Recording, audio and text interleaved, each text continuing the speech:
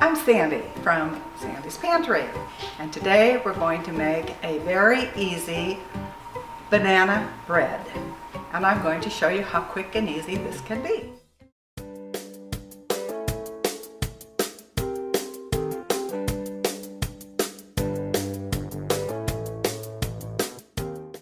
So the first thing we do is we turn on our oven. Put on bake and at 350 degrees, which is the perfect degree for the banana bread. And then we push start and it will automatically heat to 350 degrees. Always make sure that you have the middle shelf positioned in the middle of your oven, because that will allow the bread to bake evenly all the way around it. Has room underneath and on top for the flow. You then can prepare your food. I have pre-measured everything so it's simpler, but to begin with we put in 1 cup of the flour. There's actually 1 3/4 cups into this recipe, but to begin with we put in 1 cup of flour.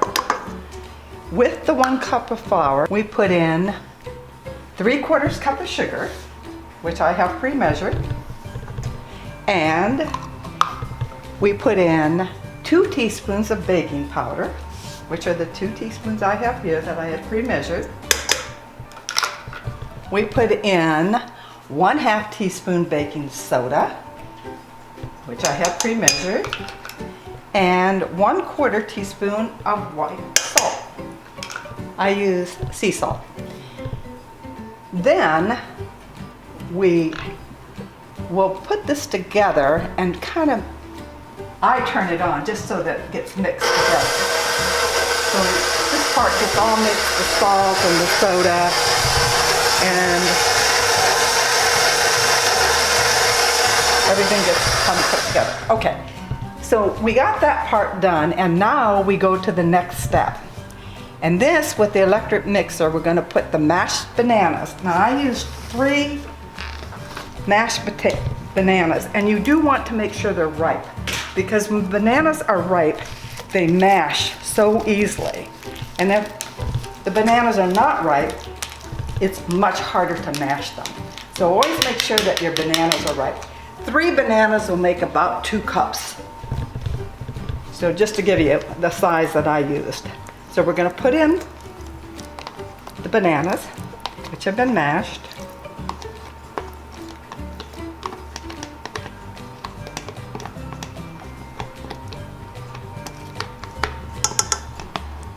Into the mixer. And then we're going to add to the mashed bananas the shortening or margarine or butter. You can use butter or you can use margarine. I use butter.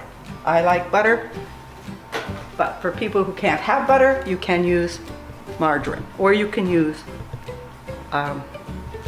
like Crisco would be the same thing, which is just shortening. To that, we're going to be adding the butter, which we did, and the milk.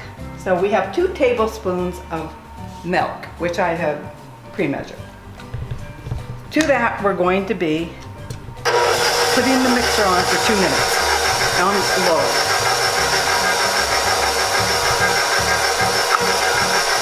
So you can see how it's starting to collect together. Yeah. Okay, so this is going to be on low heater just until it's blended. And then when it's almost blended, and you can take a look, it's almost blended now, then we turn it on a high speed for 2 minutes. Blending is only going to take like a minute, if that. Until take a look, you can see what it should look like.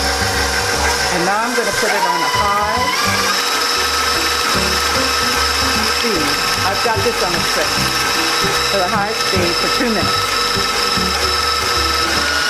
Okay, so this is now 2 minutes, and take a look at what the batter looks like before we finish the last ingredients going into it. Okay, so So now we take and we add the other 3/4 cup of flour, and we take the 2 eggs. They're not beat. You don't have to beat them first. They just put them in whole is fine.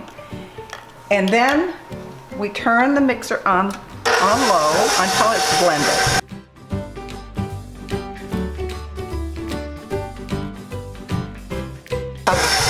Of chopped walnuts. You can turn this up a little bit higher. I've got it up to 2. Okay. So now you can take a look at what it looks like when it's almost blended. We're going to dump in the 1/4 cup of the nuts. And we'll turn it back on so the nuts get all blended in.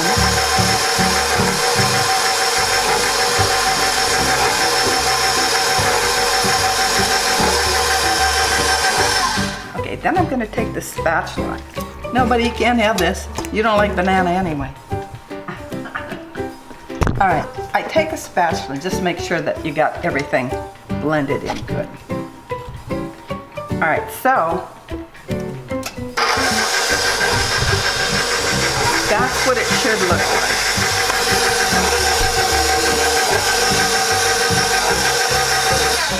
like. Now,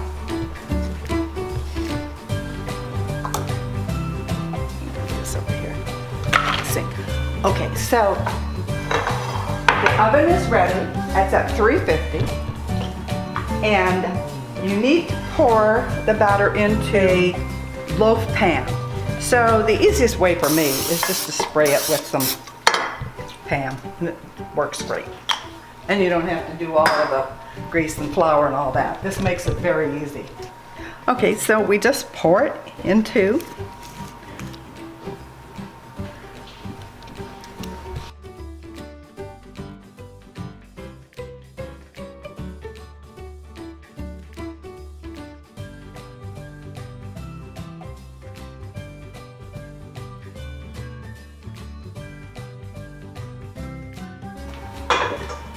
This is about the size that you would want to have, like 3/4. This is the height that it probably should be. So I used 3 good-sized bananas, and that made this much batter. And the batter, you don't want it to go much higher than that because it's going to rise as it bakes. So this is about where it should be. Okay? And then we just simply put it into the oven, make sure that it goes into the center, and put your timer on for 55 minutes. The only difference might be, depending on your oven, it could be 55 to 60 minutes. Just start checking it after 55 minutes and test it with a toothpick. If you put a toothpick in and pull it out, and it's clean, it's done. It's done, take it out of the oven and let it cool for at least 10 minutes. The bread should sit overnight. Wrap it tightly. After it's cool, wrap it tightly with cellophane and put it in the refrigerator overnight. The next morning, you will have the best banana bread for breakfast you've ever had. It's just starting to rise. It's still got a half hour, so. You never open up a door when you've got a cake or bread in the oven, because it'll fall and it'll be real heavy and it'll taste terrible. So we're going to test this now to see if it's ready. You see, when you pull it and you put a toothpick in, it's not quite. It's still kind of, but it's not really sticking to it. I'd give it, it's got just a little bit more time to go. Maybe the 2 minutes that it says up there, we put it in for 55 minutes. I'm gonna put it back on, leave it go. It's got 1.21. I'd let it go probably another, for sure that, maybe another 3-4 minutes. And it should be perfect. We're going to test the bread to see if it is done. And you see, you can almost see it bouncing, and that's what you want. You want that bouncy look, because if it bounces, you know it's light. And that's what you want. I've got this toothpick almost all the way down, and I pulled it out, and there's no bread on the toothpick, which means it is done. And now we're gonna let it cool on a rack. I just put it on my stove, but if you don't put it on the stove, put it on a wire rack, because you want air to get underneath it. Don't just put it on a counter or something that is closed so that it can breathe. You want it to breathe. And then you're gonna cool it for 10 minutes on a wire rack if you don't have a stove nearby. And then you're gonna remove it after 10 minutes. After 10 minutes, then you wanna take it out of the baking dish. You do not want to leave it in after 10 minutes, and let it really cool. And once it's totally cool, which will probably be an hour and a half, once it's totally cool, you're going to wrap it in cellophane, and then you're going to put it in the refrigerator overnight. And then the next morning, you're going to have this fabulous banana bread for breakfast.